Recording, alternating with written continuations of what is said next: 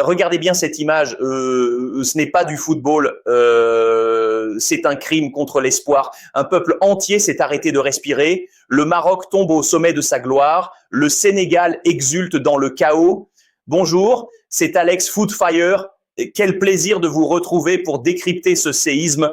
Nous sommes le lundi 19 janvier 2026. Le réveil est brutal pour tout le continent. L'ambiance à Casablanca est glaciale ce matin.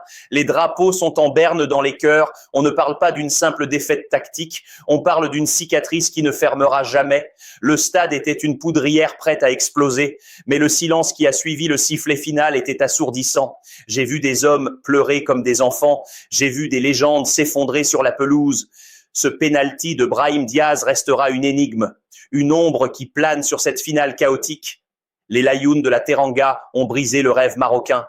Ils ont transformé le paradis en enfer. La douleur est palpable dans chaque rue du royaume. C'est une blessure nationale, une tragédie sportive écrite en lettres de sang. Le football est parfois d'une cruauté sans nom. Passons au tableau noir pour comprendre ce désastre. Le Sénégal a joué avec un bloc extrêmement bas, un 4-5-1 imperméable qui a étouffé les génies marocains. Le passing rate du Maroc était de 88%, mais c'était une possession stérile, une possession de peur face au rideau défensif. Regardez la heatmap de Brahim Diaz. Il a déserté l'axe pour chercher de l'air sur les ailes. Le Sénégal n'avait que 32% de possession. Mais leur intensité dans les duels était de 65%. C'est là que le match s'est perdu. Dans l'impact physique et la transition rapide, le but sénégalais vient d'une perte de balle axiale. Une erreur de placement sur le second rideau. Le bloc marocain était trop étiré. Trop de distance entre les lignes de passe. Sadio Mané a agi comme un aimant à défenseur, libérant des espaces pour les flèches sénégalaises. La rigueur tactique d'Aliou Cissé a triomphé du talent pur. C'est une leçon de réalisme froid. Le Maroc a produit du beau jeu, le Sénégal a produit une victoire. Les chiffres sont cruels, mais ils ne mentent jamais. Le football de 2026 ne pardonne pas les déséquilibres, mais le vrai scandale est ailleurs. Pourquoi Brahim Diaz a-t-il tenté ce geste ? On parle de ce penalty mou, cette panenka qui ressemble à une trahison. Dans le vestiaire, des voix s'élèvent déjà. On murmure que l'ego a pris le dessus sur le collectif. Était-ce une consigne ou un coup de folie individuel ? Le staff marocain semblait totalement désemparé. Certains disent que Diaz voulait marquer l'histoire. Il a fini par marquer son propre déclin. C'est une insulte au travail de ses coéquipiers. C'est un manque de respect pour le peuple qui attendait ce titre. Le mode symbolique a tué le mode automatique. On ne joue pas avec les émotions d'une finale. C'est une révélation choc qui va secouer la fédération. Le choix du tireur est au centre de toutes les polémiques. Le capitaine aurait dû prendre ses responsabilités. On a laissé un homme seul face à son ego. Et le Maroc a payé le prix fort. Bon, c'est une faute professionnelle grave, une cicatrice qui marquera sa carrière à jamais. Imaginez le poids de ce maillot, c'est du plomb sur les épaules des joueurs. Le peuple marocain attendait un sacre historique. Il a reçu un coup de poignard en plein cœur. Le stade de Rabat était un volcan éteint. Une tristesse infinie s'est emparée des gradins. On sentait que le destin basculait dans le vide.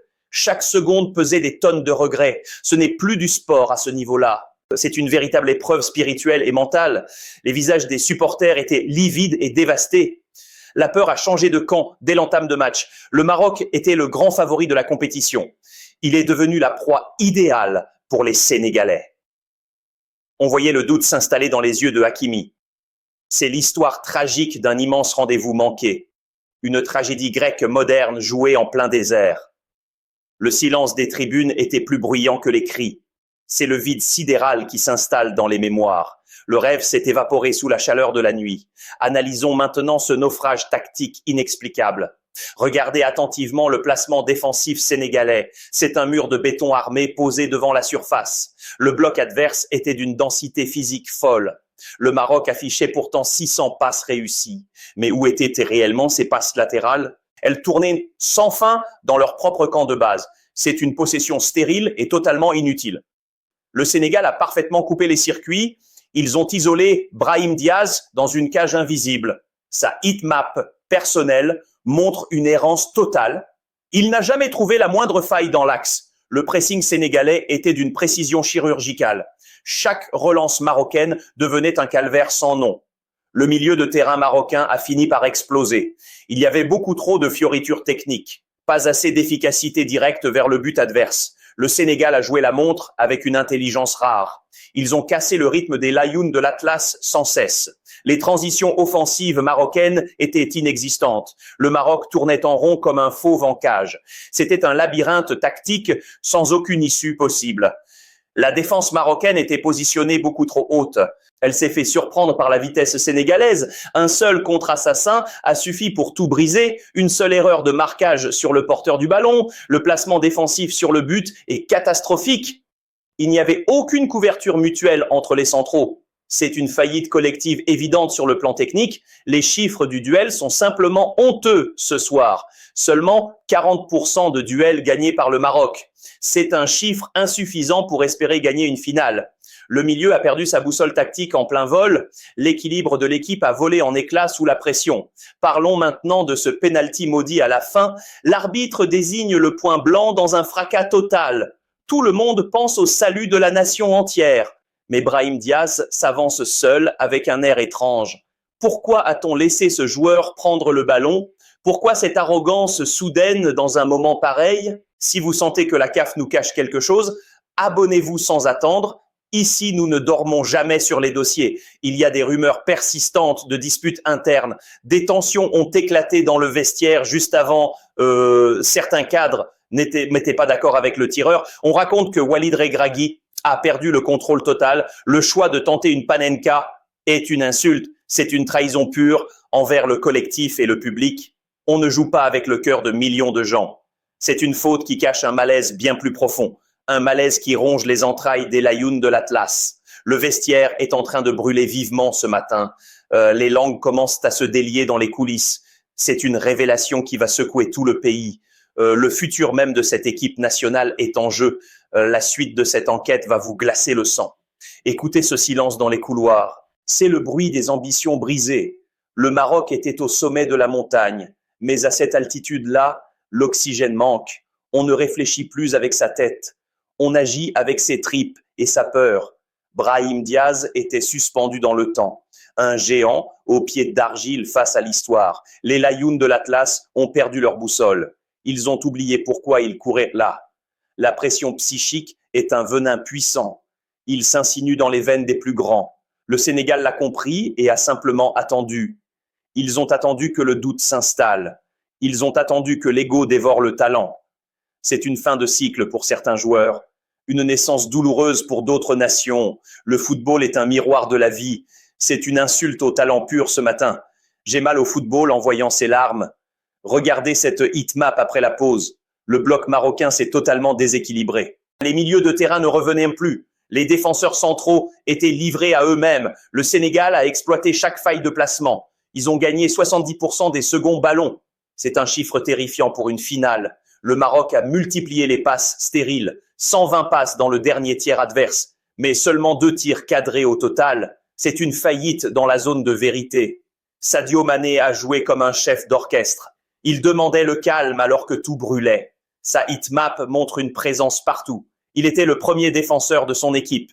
Il était aussi le premier attaquant de pointe. Le Maroc n'avait aucun leader de ce calibre. Ils avaient des techniciens, mais pas de guerriers. Le passing rate du Sénégal est resté faible, mais leur efficacité par passe était maximale. Chaque ballon récupéré était une flèche empoisonnée. Le bloc bas a fini par aspirer le Maroc. Les Layounes de l'Atlas sont tombés dans le piège. Ils ont confondu dominer et gagner le match. C'est une erreur tactique de débutant, une erreur payée au prix du sang sportif. La structure même de l'équipe a implosé. Personne n'était là pour couvrir les montées. Le Sénégal a dicté le rythme du chaos. C'est une masterclass de gestion émotionnelle. Les Marocains ont fini par jouer contre eux-mêmes. Parlons de cet ego qui tue les projets. La panenka est le symbole de l'arrogance. C'est vouloir être plus grand que le jeu. Zidane avait ce panache car il servait l'équipe. Brahim Diaz a voulu se servir lui-même. C'est là que le bas blesse réellement. Il a voulu humilier le gardien sénégalais. Il a fini par humilier tout son peuple. Tranchons maintenant dans le vif du sujet. Écrivez Layoun pour le talent pur ou écrivez discours pour la rigueur tactique. Je veux voir quel camp domine les commentaires. Steve Jobs disait de mettre l'ego au service. Diaz a fait exactement le contraire hier soir. Il a sacrifié la victoire sur l'autel de sa gloire. C'est une révélation insupportable pour les fans. On découvre des tensions entre lui et le coach. Regragui aurait hurlé dans les vestiaires. L'unité sacrée de cette équipe a volé en éclats. C'est une trahison de l'esprit du football. Une trahison qui ne sera pas pardonnée. Le Maroc doit maintenant tout reconstruire. Le trône est vide et le roi est nu. Le réveil est amer à Marrakech. Les terrasses des cafés sont muettes. Le thé a un goût de cendre. On se repasse l'action en boucle.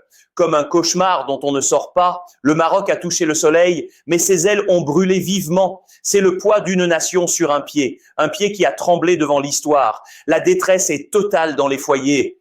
On cherche un coupable à cette peine. On cherche une raison à ce vide. Le football est un amant cruel. Il vous donne tout avant de reprendre. Cette finale restera un traumatisme national, une blessure ouverte en pleine fête. Le silence des joueurs dit tout. Ils sont vidés de leur substance. Ils ont tout donné, mais sans âme. C'est le crépuscule d'une génération dorée. Regardez les stats physiques à la 80e. Le Maroc a chuté de 15%. Leurs courses à haute intensité ont disparu. Le Sénégal a maintenu son bloc médian. Ils ont bloqué les couloirs latéraux. Hakimi n'avait plus de solution de dédoublement. Chaque centre était une proie facile. Le gardien sénégalais n'a pas plongé. Il a simplement contrôlé sa surface. Le passing rate dans les 30 derniers mètres. Il est tombé à 40% seulement.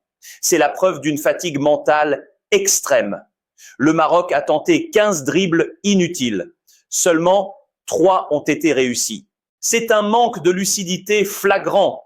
Les remplaçants n'ont rien apporté au jeu. Aucun impact sur le rythme du match. Le Sénégal a gagné la bataille du milieu. Leur milieu défensif était des rocs. Ils ont coupé les lignes de passe axiales. Le Maroc a dû s'écarter sans cesse. C'est une asphyxie lente et méthodique. Regardez la heatmap de la défense marocaine. Elle est rouge de stress et d'erreur. Le positionnement sur les coups de pied d'arrêté. C'était une panique totale dans la surface.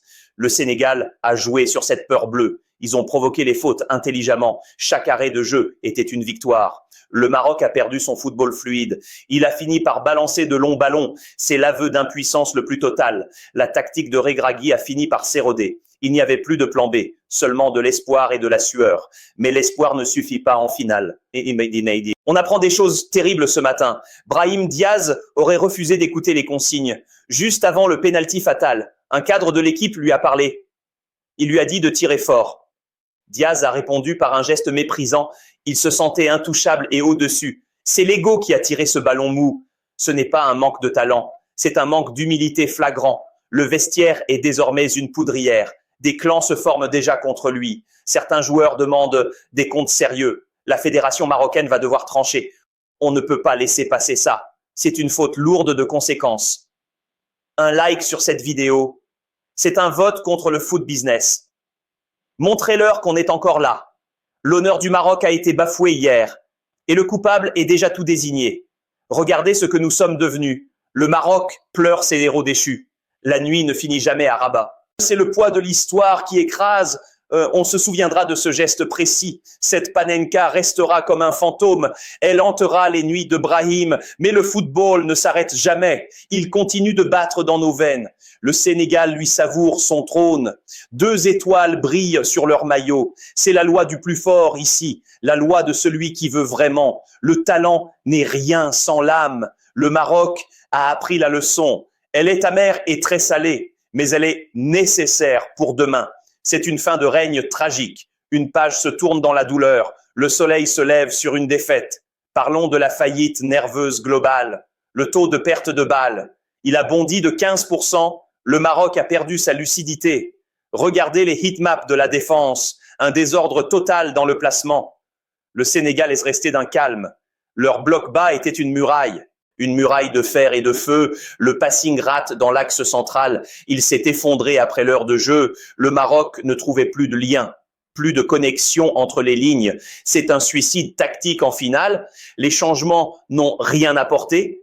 Ils ont même cassé le rythme. Le Sénégal a contrôlé la profondeur. Ils ont aspiré les attaquants marocains pour mieux les contrer dans le dos. C'est une leçon de réalisme pur. Les stats de duel sont accablantes. 65% gagnés par le Sénégal. Au milieu du terrain, c'est énorme. C'est là que se gagne une finale. Le Maroc a joué avec son ego. Le Sénégal a joué avec son cœur. et avec une tête tactique froide. Leur entraîneur a gagné le duel. C'est un échec pour le projet marocain. Les chiffres ne mentent jamais ici. Le talent seul ne suffit plus.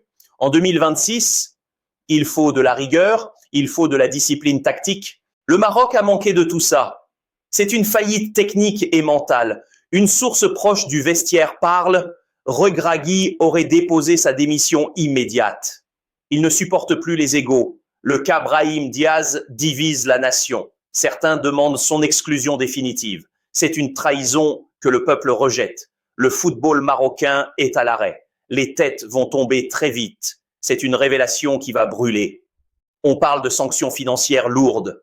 Le climat est devenu invivable là-bas. Mais pendant que le Maroc pleure, la RDC prépare un séisme mondial. Cliquez ici, car ce que vous allez voir sur des arbres, c'est tout simplement insoutenable.